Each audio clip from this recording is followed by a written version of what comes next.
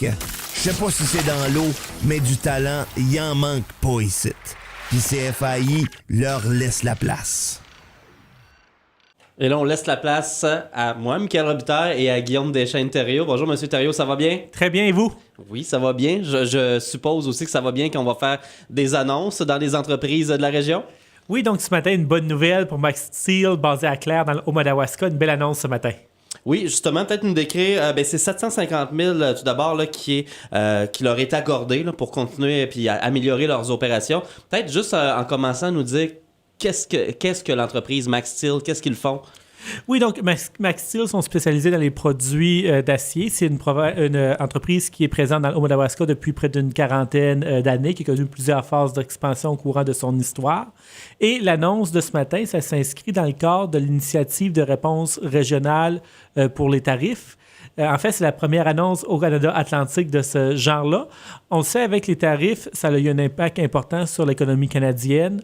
Tous les bouleversements avec les chaînes d'approvisionnement à l'ordre international, ça a des impacts sur l'économie au pays et on s'est engagé, le Canada, à être là pour nos entreprises, nos travailleurs. On a annoncé tout un bouquet de mesures pour aider les entreprises et les secteurs qui font face aux tarifs douaniers. Et une de ces mesures-là, c'est l'initiative régionale de réponse tarifaire. C'est une enveloppe de 450 millions à l'échelle du pays et qui a été divisée à travers les différentes agences de développement économique comme l'APECA au Canada Atlantique. Et ce matin, chez Max Steel, j'ai eu l'occasion en fait, de faire la première annonce au Canada Atlantique, une annonce de 750 000 $ pour aider l'entreprise qui est dans un des secteurs fortement affectés par les tarifs. Oui, parce qu'on le sait, au Nouveau-Brunswick, il y en a énormément là, au début des annonces de tarifs ou de potentiels tarifs dès les débuts. Il y avait la première ministre Susan Hall qui avait dit, bien entendu, s'inquiéter pour l'économie de la province comme ça et on a voulu se trouver une solution, hein, tant au provincial qu'au fédéral pour aider les entreprises. Donc, c'est vraiment dans le cadre de celle-ci où est-ce qu'on aide l'entreprise Max Steel, là, qui, je le rappelle, est à Clare. Et avec les tarifs qui n'arrêtent pas de changer. Là, on nous a parlé d'un 15 % là, que ça devrait être. Est-ce que le montant, l'enveloppe budgétaire que vous avez est souple dans le sens, est-ce qu'elle va s'agrandir, se rapetisser, disons? Nous, enfin, on se concentre sur ce qu'on peut contrôler, c'est au niveau du Canada. Et les montants ou les programmes, en fait, l'objectif, c'est d'aider nos entreprises à être plus compétitives, à innover, à être plus résilientes, à développer des nouveaux marchés.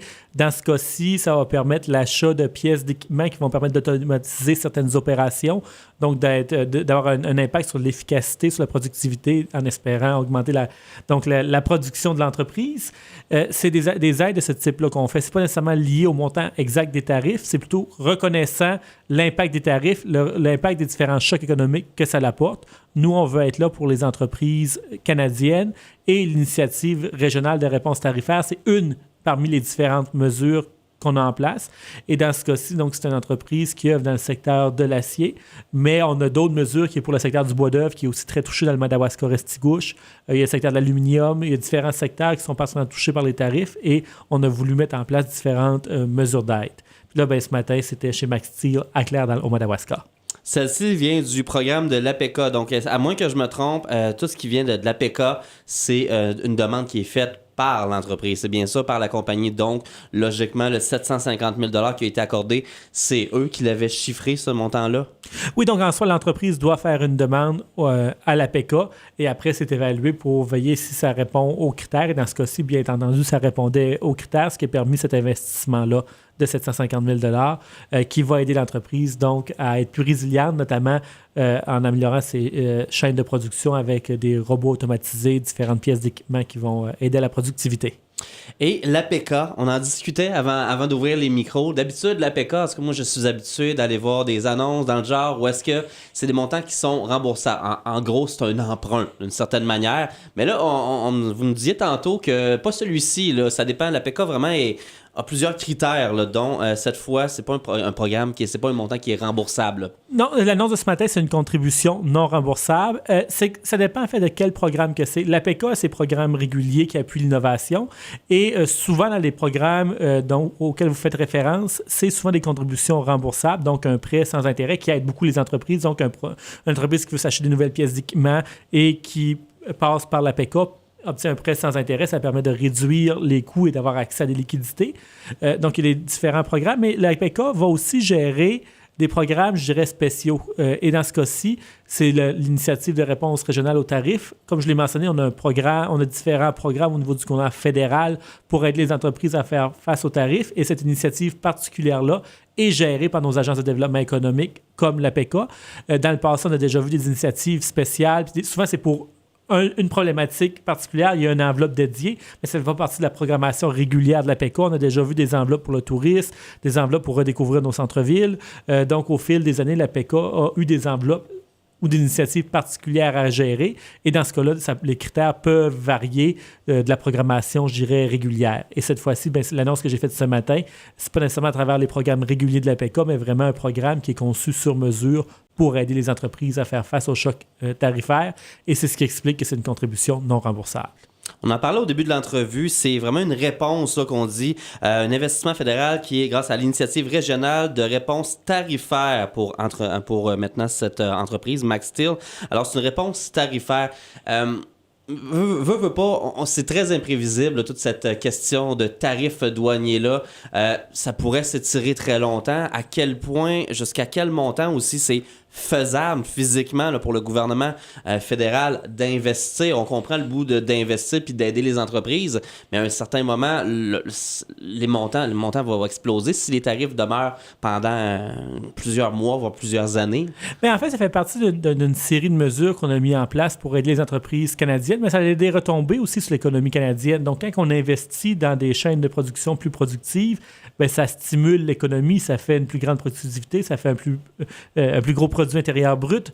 Donc, en soi, on veut s'assurer que l'économie canadienne soit forte, résiliente et qu'elle se diversifie. Puis pour ça, il faut être à l'appui de nos entreprises. Donc, si on veut une économie canadienne forte, il nous faut des entreprises au niveau local fortes, des entreprises qui vont innover.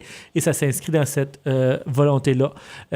En soi, comme on l'a mentionné depuis le jour 1 de notre mandat, l'idée, ça a été de renforcer l'économie canadienne. On fait face à un choc tarifaire important avec les États-Unis, mais je pense que ça nous a envoyé aussi un message qu'il fallait voir comment est-ce qu'on peut renforcer le marché canadien. Donc, on a mis tout en place une série de mesures pour retirer des barrières tarifaires de nature fédérale. On a mis en place la politique acheter canadien, donc dans les achats de grande envergure, on veut user le pouvoir d'achat du fédéral pour appuyer nos entreprises, que ce soit en bois d'œuvre, en acier, en aluminium.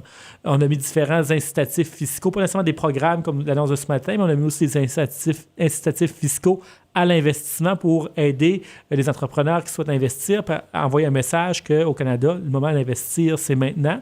On a mis en place des programmes pour les entreprises les plus touchées par les tarifs, parce qu'on est conscient que quand on parle d'une économie forte, il faut appuyer de manière particulière les entreprises dont les activités sont les plus perturbées par les tarifs. Et aussi, à l'externe, ça passe par une diversification de nos marchés. On le voit avec le premier ministre qui visite différents pays à travers le monde. Mais de ces voyages-là à l'étranger, de ces séjours à l'étranger, on revient avec des ententes commerciales, on revient avec des investissements.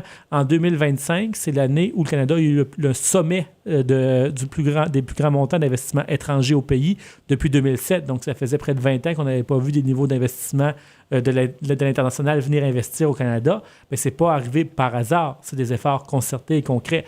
Donc, je vais un peu large pour répondre à votre question, mais la réponse, qu'est-ce qu'on donne au niveau des tarifaires? Ça fait partie d'un plan plus global qui vise à renforcer l'économie canadienne. Que de juste répondre, exemple, aux tarifs en disant, on est pénalisé avec les nouveaux tarifs, donc on va donner pour la survie des entreprises. Ça va plus loin que ça. Mais là, c'est pas puis ce matin, c'est pas une annonce pour la survie de l'entreprise qu'on a fait. Non, c'est vraiment un exemple dans le genre, pour éviter que ces entreprises-là en viennent à mourir ou quoi que ce soit. C'est pas ce genre de programme-là, où est-ce qu'on, dans le sens qu'on se disait, mettons, là, les tarifs des États-Unis vont faire mal à nos entreprises. Oui, il y a ça un petit peu, mais c'est pas de dire, on va donner de l'argent à ces entreprises-là pour éviter qu'elles s'effondrent. C'est vraiment parce que c'est un programme plus large que ça. Oui, puis l'idée, c'est d'aider nos entreprises à faire face aux tarifs, mais aussi à continuer à innover, à continuer à investir, à être plus compétitifs. Et donc, l'exemple avec l'annonce de ce matin, avec l'achat de différentes nouvelles technologies, ça va permettre à l'entreprise d'investir donc, dans ses activités et donc d'améliorer sa productivité. En soi, ça a des retombées à la fois sur l'économie locale et dans l'ensemble, on fait ce type d'annonce-là à travers le pays, ça a des impacts sur l'économie canadienne dans son ensemble. Vous êtes venu dans le coin récemment pour une érablière, là, maintenant pour une entreprise d'acier. Est-ce qu'il y a d'autres visites qui sont prévues? Il y a aussi la bibliothèque à Saint-Quentin. Est-ce qu'il y a d'autres visites, sans peut-être trop en dévoiler? Est-ce qu'il y a d'autres visites prochainement où est-ce qu'on pourra vous voir? Oui, d'ici le printemps, il va y avoir quelques autres visites, mais j'en dis pas plus pour l'instant, mais il va y avoir d'autres visites d'ici le printemps, ça je peux vous le mentionner. Monsieur Deschênes-Thériault, député Madawaska-Restigouche, merci. Bonne journée. Moi, c'est Michael Robitaille pour IJL Consortium.